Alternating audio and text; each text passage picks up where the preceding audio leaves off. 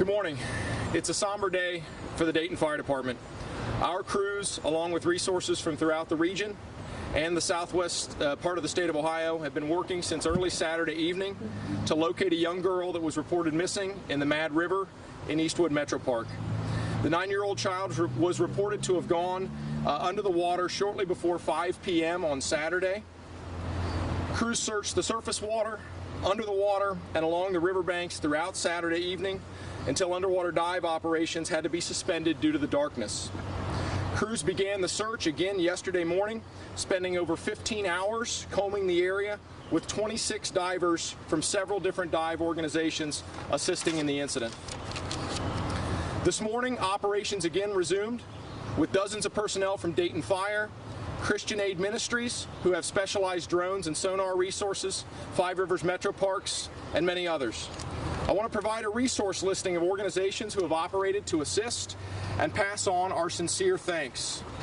In addition to Dayton Fire Department, that includes Riverside Fire Department, Wright-Patterson Air Force Base Dive Team, Box 21 Rescue Squad, the Ohio Department of Natural Resources, Hamilton County Police Association Dive Team, Christian Aid Ministries, Claremont County Sheriff's Office Dive Team, dive teams from both Piqua Fire Department and the Enon Mad River Township Fire Department, as well as multiple canines from area rescue teams that searched along the shorelines.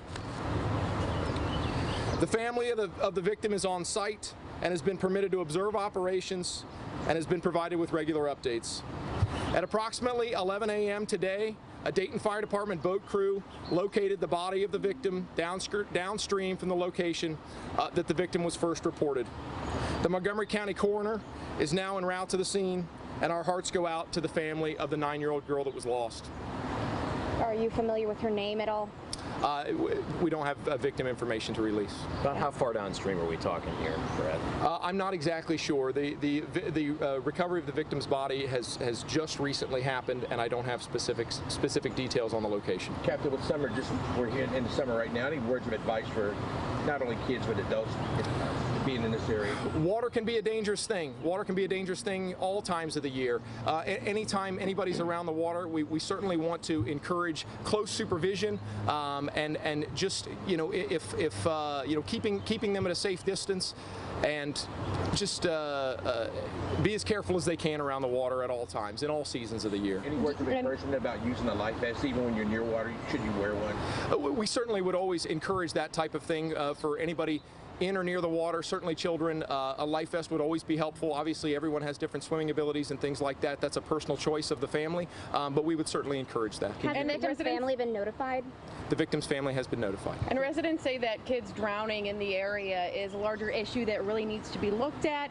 Do you think this tragedy is going to spark any change? You know, the fire district chief yesterday said he doesn't think so, other than just parents need to be aware of the safety, but residents are outraged. Do you have any comments? Sure, understandable. Anytime that there's a tragedy like this, there's going to be an immediate reaction. This is a very tough thing. This has been a very tough thing for our crews operating on the site. As I said, they spent over 15 hours out here yesterday as part of these operations.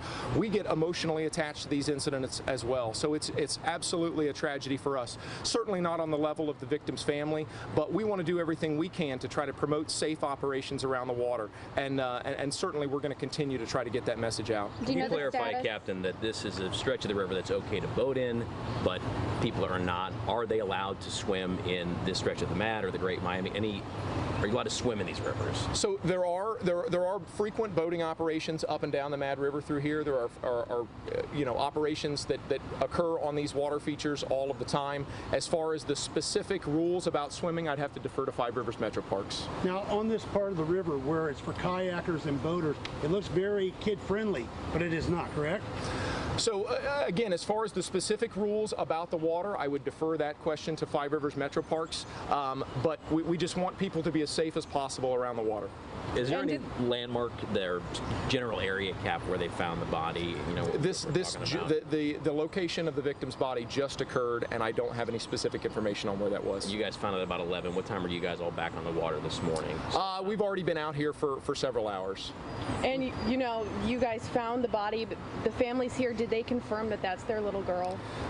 Again, this just happened, and so I don't have a tremendous amount of detail as far as location of the victim and things like that. I do know that the family has been notified. What is the condition of the child the two people that were taken to the hospital yesterday? So 2 victims initially came out of the water. Those were pulled out by bystanders before our first crews arrived. I do know that at least 1 was transported to the hospital. I don't have any update on condition. How many people were in the water originally? We were hearing 3, 4. The initial reports were 3 victims in the water that came into our dispatch center. As I said, 2 were pulled out by bystanders in the area before our crews arrived, and then search operations immediately commenced for the reported missing victim. Do you think talk about the special equipment that was used in the water to try to help locate the victim? Absolutely. So we've had resources from all throughout the entire region. In fact, throughout southwest Ohio, we've had drones in the air, we've had sonar under the water, we've had multiple dive teams under the water, surface water operations, crews working along the shorelines. This has been an all-out effort to try to find this little girl.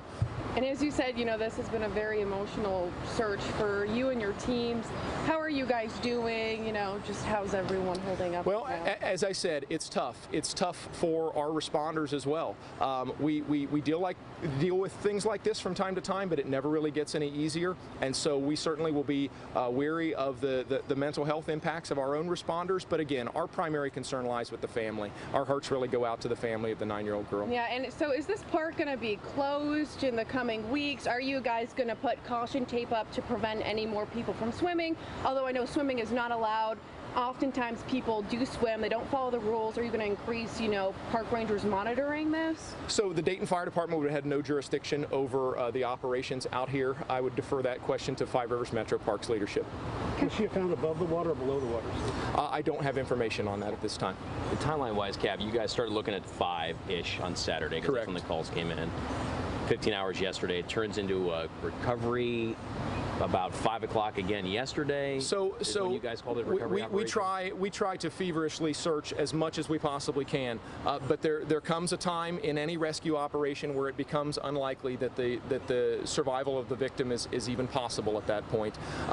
As into the late evening hours of Saturday night, it became apparent that it would not be possible for someone to survive under those conditions, and we transitioned to a recovery operation. That does not mean that we pulled our resources out of the water. We still had divers in the water. We still had members working along the surface, but it becomes unlikely that that there's anyone that is able to be saved at that time. But it certainly doesn't mean that we stop our operations. Captain, if it's known by you or your crews, can you talk about some of the things that they found in the water that would give a person a reason not to be in it? I don't have any specific information as it would relate to different objects in the water. How many hours do you think altogether you guys searched before finding her body? I would imagine maybe 5 or 6 hours or so Saturday evening, 15 hours yesterday, and getting started this morning, probably in the area of 20 hours. Okay. And what are the rates of success, in these searches?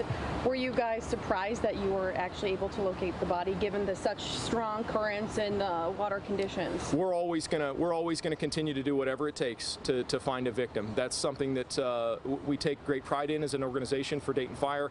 These tragic incidents happen. When they do, we're going to do the best we can to see that all the way through. We're very, very sad of the outcome in this circumstance, but our crews are going to keep working.